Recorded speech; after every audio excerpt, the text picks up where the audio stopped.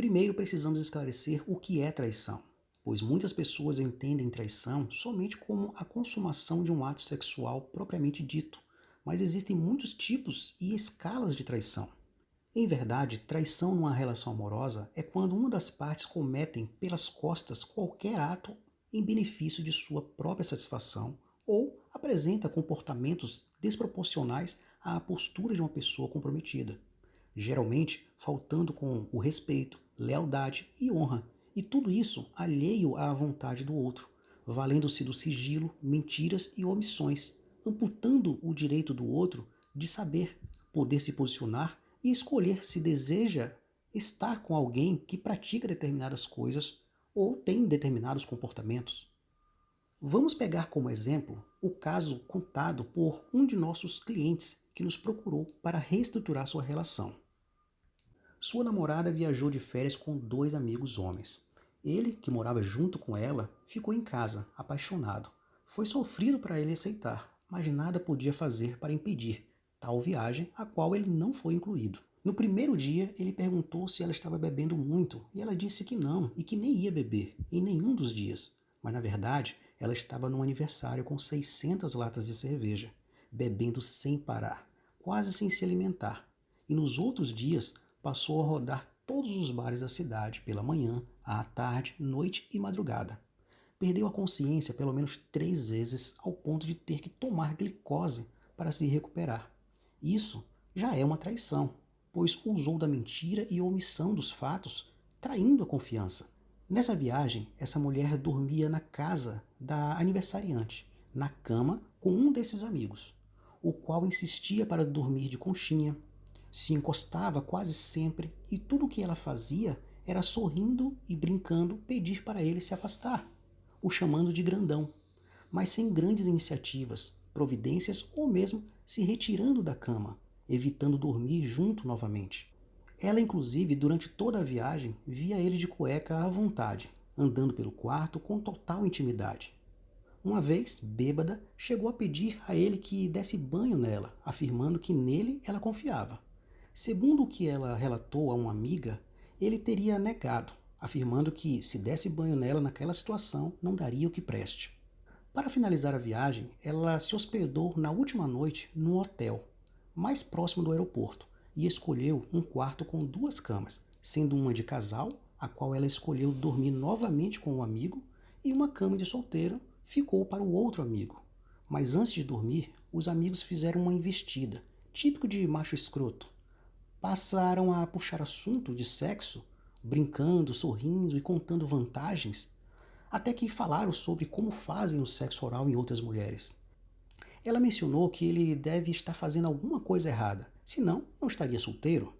Até que o amigo chegou onde queria, ter a liberdade de assediar sem ser óbvio, o famoso jogar o barro na parede para ver se cola.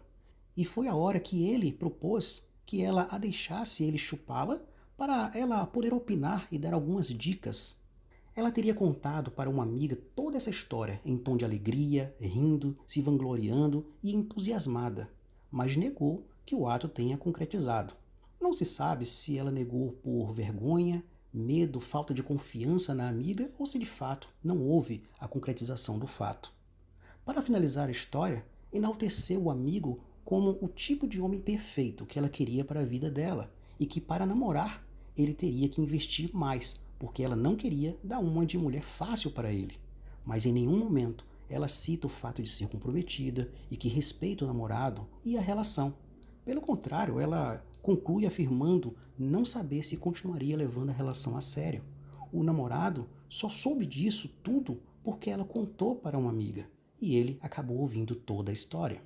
Um homem ou uma mulher dentro de uma relação não deveria dormir jamais com uma pessoa do sexo oposto, permitir determinadas brincadeiras e intimidades, muito menos ter uma conversa de sexo ao ponto de chegar a uma proposta como essa, a qual jamais deveria sequer existir, pois, ainda que o ato não seja consumado, por si só já é uma traição de grande proporção, pois, se ela tivesse na presença do parceiro, ela não permitiria nada disso. Os amigos também não fariam nada disso.